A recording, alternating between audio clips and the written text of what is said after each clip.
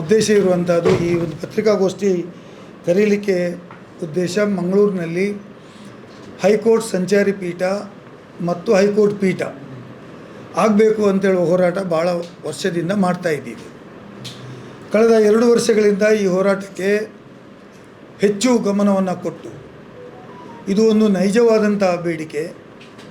ಈ ಬೇಡಿಕೆಗೆ ನಮ್ಮಲ್ಲಿ ನಮ್ಮದೇ ಆದಂಥ ಕಾರಣಗಳಿದ್ದಾವೆ ಮತ್ತು ಮಂಗಳೂರು ಅಂದರೆ ಕರಾವಳಿ ಜಿಲ್ಲೆ, ದಕ್ಷಿಣ ಕನ್ನಡ, ಉಡುಪಿ ಮತ್ತು ಉತ್ತರ ಕನ್ನಡ, ಅದಕ್ಕೆ ಸೇರಿ ಕೊಡಗು, ಚಿಕ್ಕಮಗಳೂರು ಸೇರಿಸಿದರೆ ಒಳ್ಳೆಯದು ಅಂತೇಳುವ ಒಂದು ವಿಚಾರವನ್ನು ಕೂಡ ಹೈಕೋರ್ಟಿನ ಮುಖ್ಯ ನ್ಯಾಯಾಧೀಶರ ಮುಂದೆ ಇಟ್ಟು ಈ ಒಂದು ಹೈಕೋರ್ಟಿನ ನ್ಯಾಯಪೀಠವನ್ನು ಮಂಗಳೂರಿನಲ್ಲಿ ಮಾಡಬೇಕು ಅಂತ ಹೇಳೋದು ಹೋರಾಟವನ್ನು ಮಾಡ್ತಾಯಿತ್ತು.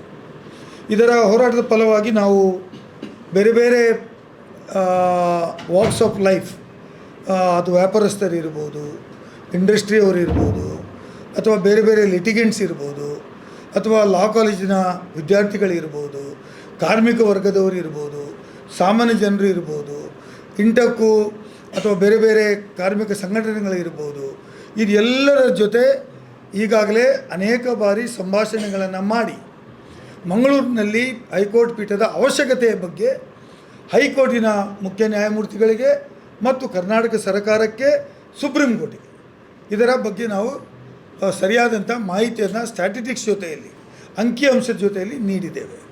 ಅದು ಮಾತ್ರವಲ್ಲ, ಅನೇಕ ಹೋರಾಟಗಳನ್ನು ಮಾಡಿದ್ದೀವಿ. ಅದು ಪೋಸ್ಟ್ ಕಾರ್ಡ್ ಚಳವಳಿ ಇರ್ಬೋದು, ಅಥವಾ ಇಮೇಲ್ಗಳನ್ನು ಕಳಿಸುವುದು ಇರ್ಬೋದು, ಅಥವಾ ಬೇರೆ ಬೇರೆ ಬೇರೆ ಬೇರೆ ಬಾರ್ ಅಸೋಸಿಯೇಷನ್ಗಳಲ್ಲಿ ಹೋಗಿ ಸಾರ್ವಜನಿಕರನ್ನು ಕರೆಸಿ ಮಾತಾಡೋದು ಇರ್ಬೋದು.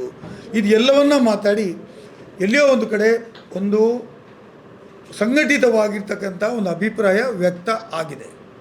ಹಾಗಾಗಿ ಇವತ್ತು ಇದರ ಬಗ್ಗೆ ಹೆಚ್ಚು ಗಮನವನ್ನು ಕೊಡುವುದಕ್ಕೋಸ್ಕರ ಇತ್ತೀಚೆಗೆ ನಾವು ನಜೀರ್ ಅವರು, ನಮ್ಮ ಮಾಜಿ ಸುಪ್ರೀಂ ಕೋರ್ಟ್ನ ನ್ಯಾಯಾಧೀಶರು ಮತ್ತು ಪ್ರಸ್ತುತ ಆಂಧ್ರ ಪ್ರದೇಶದ ರಾಜ್ಯಪಾಲರು, ಇವರು ಮತ್ತು ಬೇರೆ ಬೇರೆ ವ್ಯಕ್ತಿಗಳು ಸೇರಿ ನಮ್ಮ ಕರ್ನಾಟಕ ರಾಜ್ಯದ ಮುಖ್ಯ ನ್ಯಾಯಾಧೀಶರನ್ನು ಭೇಟಿ ಮಾಡಿ ಅವರಿಗೆ ಈ ಒಂದು ಪೀಠದ ಬಗ್ಗೆ ಮನವರಿಕೆಯನ್ನು ಕೊಟ್ಟಿದ್ದೇವೆ.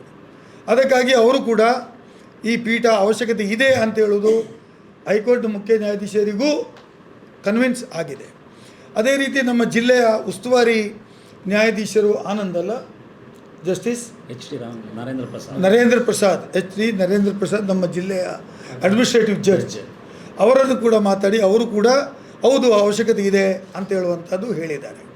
ಅದೇ ರೀತಿ ಬೇರೆ ಬೇರೆ ನ್ಯಾಯಾಧೀಶರುಗಳು ಕೂಡ ಇಲ್ಲ, ಕರಾವಳಿ ಭಾಗಕ್ಕೆ ಹೈಕೋರ್ಟಿನ ಪೀಠ ಕೊಡುವಂಥದ್ದು ಅವಶ್ಯಕತೆ ಇದೆ ಅಂತ ಹೇಳುವ ತೀರ್ಮಾನಕ್ಕೆ ಬಂದಿದ್ದೇವೆ.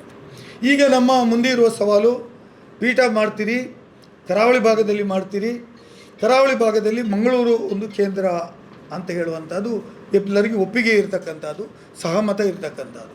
ಈಗಾಗಲೇ ಉಡುಪಿ ವಕೀಲರ ಜೊತೆ ಮಾತಾಡಿದ್ದೇವೆ, ಮಂಗಳೂರು ಜಿಲ್ಲೆಯ ಸಮಸ್ತ ವಕೀಲರ ಜೊತೆ ಮಾತಾಡಿದ್ದೇವೆ, ನಾರ್ತ್ ಕೇಂದ್ರ ವಕೀಲರುಗಳ ಜೊತೆ ಸಂಭಾಷಣೆ ಮಾಡಿದ್ದೇವೆ, ಕೊಡಗಿಗೆ ಹೋಗಿ ಕೊಡಗಿನ ವಕೀಲರ ಜೊತೆ ಮಾತಾಡಿದ್ದೇವೆ, ಚಿಕ್ಕಮಗಳೂರಿಗೆ ಹೋಗಿ ಚಿಕ್ಕಮಗಳೂರಿನ ವಕೀಲರ ಜೊತೆ ಮಾತಾಡಿದ್ದೇವೆ. ಎಲ್ಲರ ಸಹಮತ ಇದೆ. ಹಾಗಾಗಿ ಈ ಒಂದು ಪೀಠ ಕೊಡಬೇಕಾದರೆ ಕೆಲವು ಕಂಡೀಷನ್ಸ್ಗಳು ಇದ್ದೇ ಇರ್ತದೆ. ಇದು ಕೊಡಿ, ಅದು ಕೊಡಿ, ಇಷ್ಟು ಜಾಗ ಕೊಡಿ, ಜಡ್ಜರ್ಗಳಿಗೆ ನಿವಾಸಕ್ಕೆ ಜಾಗ ಕೊಡಿ, ಬೆಂಚ್ ಮಾಡಲಿಕ್ಕೆ ಬೇಕಾದಂಥ ಸ್ಥಳಾವಕಾಶ ಕೊಡಿ, ಕೋರ್ಟ್ ಹಾಲ್ಗಳನ್ನು ಕೊಡಿ, ಅಡ್ಮಿನಿಸ್ಟ್ರೇಟಿವ್ ಆಫೀಸಿಗೆ ಜಾಗ ಕೊಡಿ, ದಾಖಲೆ ಪತ್ರಗಳನ್ನು ಇಡಲಿಕ್ಕೆ ಜಾಗ ಕೊಡಿ, ಇದೆಲ್ಲವನ್ನು ಕೇಳಿದ್ದಾರೆ. ಇದಕ್ಕೆಲ್ಲವಕ್ಕೆ ಪೂರ್ವಭಾವಿಯಾಗಿ ನಾವು ಈಗಾಗಲೇ ದಕ್ಷಿಣ ಕನ್ನಡ ಜಿಲ್ಲಾಧಿಕಾರಿ ಕಚೇರಿ, ಹಿಂದೆ ಜಿಲ್ಲಾಧಿಕಾರಿ ಕಚೇರಿ ಆಗಿರ್ತಕ್ಕಂಥ ಸ್ಟೇಟ್ ಬ್ಯಾಂಕ್ನಲ್ಲಿ ಇರುವಂಥ ಸುಮಾರು 5.5 ಎಕರೆ ಜಾಗದಲ್ಲಿ ಇರ್ತಕ್ಕಂಥ ಒಂದು 4 ಮಹಡಿಯ ಬಿಲ್ಡಿಂಗು, ಗ್ರೌಂಡ್ ಪ್ಲಸ್ 3, 3 ಮಾಡಿ ಪ್ಲಸ್ ಗ್ರೌಂಡ್ ಪ್ಲಸ್ ಮಾಡಿ ಇರುವಂಥ ಬಿಲ್ಡಿಂಗನ್ನು ಈಗಾಗಲೇ ನಾವೆಲ್ಲ ವಕೀಲರುಗಳು ಹೋಗಿ ಇನ್ಸ್ಪೆಕ್ಷನ್ ಮಾಡಿದ್ದೇವೆ. ಈಗಾಗಲೇ ಜಿಲ್ಲಾ ಉಸ್ತುವಾರಿ ಮಂತ್ರಿಗಳು ಅದನ್ನು ಹೈಕೋರ್ಟ್ ಪೀಠಕ್ಕೆ ಮೀಸಲು ಇಡಿ ಅಂತ ಸರ್ಕಾರಕ್ಕೆ ಬರೆದಿದ್ದಾರೆ. ಕಂದಾಯ ಸಚಿವರನ್ನ ಭೇಟಿ ಮಾಡಿದ್ದೇವೆ, ನಮ್ಮ ಲಾಸ್ ಮಿನಿಸ್ಟರ್ನ ಭೇಟಿ ಮಾಡಿದ್ದೇವೆ, ಮುಖ್ಯಮಂತ್ರಿಗಳನ್ನು ಭೇಟಿ ಮಾಡಿದ್ದೇವೆ. ಹಾಗಾಗಿ ಈ ಬಿಲ್ಡಿಂಗನ್ನು ನಾವು ನೋಡಿದಾಗ ಅದು ಅತ್ಯಂತ ಸೂಕ್ತವಾದಂಥ ಬಿಲ್ಡಿಂಗು ಅಂತ ನಮ್ಮ ಗಮನಕ್ಕೆ ಬಂದಿದೆ. ಮತ್ತು ನಮ್ಮ ಎಲ್ಲ senior advocates like BA Ibrahim ಇರ್ಬೋದು, ಬೇರೆ ಬೇರೆ ಅಡ್ವೊಕೇಟ್ಸ್ಗಳು ಬಂದು ಇದು ಸೂಕ್ತವಾದ ಕಟ್ಟಡಕ್ಕೆ ಸೂಕ್ತವಾದಂಥದ್ದು, ಕೋರ್ಟಿನ ಸಂಚಾರಿ ಪೀಠ ಮಾಡಲಿಕ್ಕೆ ಪ್ರಸ್ತುತ ಒಂದು ಒಳ್ಳೆಯ ಒಂದು ಬಿಲ್ಡಿಂಗ್ ಅಂತ ಹೇಳುವಂಥದ್ದು ಹೇಳಿದ್ದಾರೆ. ಅದರ ಜೊತೆಯಲ್ಲಿ ಈಗ ನಮ್ಮ ಮಂಗಳೂರಿನಲ್ಲಿರ್ತಕ್ಕಂಥ ಜೈಲು ಅದು ಬಾಳೆಬುಣಿಗೆ ವರ್ಗಾವಣೆ ಮಾಡಬೇಕು ಅಂತ ಹೇಳುವಂಥದ್ದು ತಮ್ಗೆ ಗೊತ್ತಿದ್ದ 2ನೇ ಹಂತದ ಕಾಮಗಾರಿಗೆ ದುಡ್ಡನ್ನು ಮೀಸಲಿಟ್ಟಿದ್ದೇವೆ. ಅದರ ಟೆಂಡರ್ ಪ್ರೋಸೆಸ್ಸು ಈಗ ನಡೀತಾ ಇದೆ.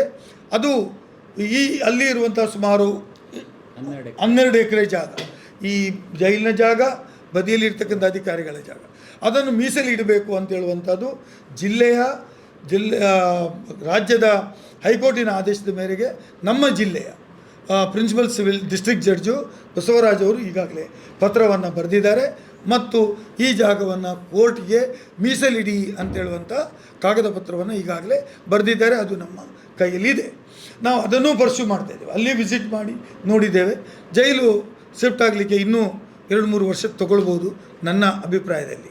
ಹಾಗಾಗಿ ಅಲ್ಲಿವರೆಗೆ ಸಂಚಾರಿ ಪೀಠವನ್ನು ನಮ್ಮ ಜಿಲ್ಲಾಧಿಕಾರಿಯಲ್ಲಿರ್ತಕ್ಕಂಥ ಆ ದೊಡ್ಡ ಜಾಗ ಏನಿದೆ ಆ ಜಾಗದಲ್ಲಿ ಪ್ರಾರಂಭ ಮಾಡಿ ಮುಂದಿನ ದಿನಗಳಲ್ಲಿ ಅದನ್ನು ನಗರದಲ್ಲಿಯೇ ಪರ್ಮನೆಂಟ್ ಪೀಠ ಆಗಬೇಕು ಅಂತ ಇದ್ದರೆ ಇಲ್ಲಿಯೇ ಮಾಡ್ತಕ್ಕಂಥದ್ದು. ಇಲ್ಲದಿದ್ದರೆ ನಾವು ಈಗಾಗಲೇ ಸಜೆಸ್ಟ್ ಮಾಡಿದ್ದೇವೆ, ಮಂಗಳೂರು ಮತ್ತು ಉಡುಪಿ ಗಡಿಯ ಮಧ್ಯದಲ್ಲಿ ಮುಲ್ಕಿ ಸುಂದರಾಮ್ ಶೆಟ್ಟಿ ಸಭಾಭವನದ ಮುಂದೆ ಜಾಗ ಇರತಕ್ಕಂಥ ಸರ್ಕಾರಿ ಜಾಗ ಇದೆ, ಸುಮಾರು 100-150 ಎಕರೆ ಇದೆ. ಅಲ್ಲಿ ಮಾಡಲಿಕ್ಕೂ ಕೂಡ ಒಂದು ಅವಕಾಶ ಇದ್ದಾವೆ ಅಂತ ಹೇಳಿದ್ದೇವೆ. ಅದು that is left to the principal chief justice of Karnataka ಅಲ್ವಾ, ಅವರು ಹೇಗೆ ಅದನ್ನು ಸಮ್ಮತಿ ಕೊಡ್ತಾರೆ ಅದರ ಮೇಲೆ ಇರ್ತದೆ. ಬಟ್ ಒಟ್ಟಾರೆಯಾಗಿ ಹೇಳಬೇಕಾಗಿದ್ದರೆ ರಾಜ್ಯದ ಮುಖ್ಯಮಂತ್ರಿಗಳು ಸಿದ್ದರಾಮಯ್ಯನವರು ಈ ಹಿಂದೆ ನಮ್ಮ ವಕೀಲರುಗಳನ್ನು ಉದ್ದೇಶಿಸಿ ಮಾತನಾಡಿದರು. ಅವರಿಗೆ ನಾವು ಸರ್ಕಿಟ್ ಹೌಸ್ನಲ್ಲಿ ನಮ್ಮ ವಕೀಲರ ಸಂಘದ ಪದಾಧಿಕಾರಿಗಳಿಗೆ ಭೇಟಿ ಮಾಡಲಿಕ್ಕೆ ಬಂದಿದ್ದರು.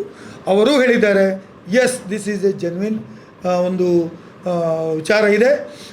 ಕರಾವಳಿಯಲ್ಲಿ ಸಂಚಾರಿ ಪೀಠ ಅಥವಾ ಹೈಕೋರ್ಟ್ ಪೀಠ ಮಾಡಲಿಕ್ಕೆ ಇದು ಒಂದು ನೈಜವಾದ ಬೇಡಿಕೆ ಇದೆ, ಇದಕ್ಕೆ ನಮ್ಮ ಒಪ್ಪಿಗೆ ಇದೆ ಅಂತ ಹೇಳೋ ಮಾತನ್ನು ಕೂಡ ಅವರು ಹೇಳಿದ್ದಾರೆ.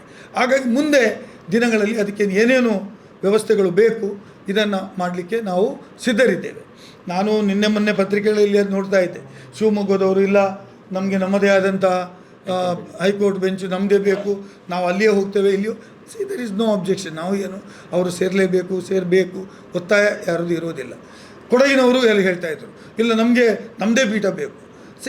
ಕೊಡಗಿನವರಿಗೂ ಒಂದು ಪೀಠ ಬೇಕು ಅಂದರೆ ಅವಶ್ಯಕತೆ ಇದೆ ಅಂತೇಳೋದು ಸ್ಪಷ್ಟ ಆಗಿದೆ. ಅವಶ್ಯಕತೆ ಇದೆ ಅಂತೇಳೋದು ಸ್ಪಷ್ಟ ಆಗಿದೆ. ಹಾಗಾಗಿ ನಮ್ಮ ಈ ಬೇಡಿಕೆಗಳಿಗೆ ನಾವು ಮುಂದೆ ಬರ್ತಾರೆ. ಮತ್ತು ಚೀಫ್ ಜಸ್ಟಿಸ್ ಅವರು ನಮಗೆ ಶ್ಯೂರ್ ಮಾಡಿದ್ದಾರೆ, ಅವರೀಗ ರಜೆ ಕಾಲ ನಡೀತಾ ಇದೆ. ಈ ವಾರ ಅಥವಾ ಮುಂದಿನ ದಿನಗಳಲ್ಲಿ ಅದು ಅವರ ಭೇಟಿಯ ದಿನವನ್ನು ನಮ್ಮ ಮಾನ್ಯ ಸುಪ್ರೀಂ ಕೋರ್ಟ್ನ ಮಾಜಿ ನ್ಯಾಯಮೂರ್ತಿಗಳಾದ ಅಬ್ದುಲ್ ನಜೀರ್ ಅವರು ಪರ್ಸ್ಯೂ ಮಾಡ್ತಾ ಇದ್ದಾರೆ. ಮುಂದಿನ ದಿನಗಳಲ್ಲಿ ಎನಿ ಡೇ ಅವರು ಅಫಿಷಿಯಲ್ ಪ್ರೋಗ್ರಾಮ್ ಹಾಕಿ ಈ ಒಂದು ಸ್ಥಳ ಪರಿಶೀಲನೆಗೆ ತಾನೇ ಸ್ವತಃ ಬರ್ತೇನೆ ಅಂತ ಹೇಳಿದರು. ಒಂದೊಮ್ಮೆ ಕಮಿಟಿ ಮಾಡ್ತೇನೆ ಅಂತೇಳಿ ಕೂಡ ಹೇಳಿದರು. ಅದರ ಬದಲಿಗೆ ನಾನೇ ಬಂದು ಸ್ವತಃ ಈ ಒಂದು ಜಾಗವನ್ನು ನೋಡ್ತೇನೆ ಅಂತ ಹೇಳಿದ್ದಾರೆ. ನಾನು ಕೂಡ ಈ ಬಗ್ಗೆ ಈಗಾಗಲೇ ಜಿಲ್ಲಾಧಿಕಾರಿಗಳ ಜೊತೆ ಮತ್ತು PWD ಡಿಪಾರ್ಟ್ಮೆಂಟ್ ಜೊತೆ ಚರ್ಚೆ ಮಾಡಿದ್ದೇನೆ. ಅವರು ಕೂಡ ಮಾಡುವುದಾದರೆ ಭಾಳ ಸ್ವಾಗತ ಇದೆ, ಈ ಬಿಲ್ಡಿಂಗನ್ನು ಕೊಡಬಹುದು ಅಂತ ಹೇಳುವ ತೀರ್ಮಾನ ಮಾಡಿದ್ದಾರೆ. ಹಾಗಾಗಿ ಈ ಹೈಕೋರ್ಟ್ನ ಪೀಠದ ವಿಚಾರದಲ್ಲಿ ನಾವು ಹೆಚ್ಚು ಡೇ ಟು ಡೇ ಕಮ್ಯುನಿಕೇಷನನ್ನು ಮಾಡಿಕೊಂಡಿದ್ದೀವಿ ಮತ್ತು ಇಲ್ಲಿ ಸೂಕ್ತವಾದಂಥ ಸ್ಥಳ ಇದೆ.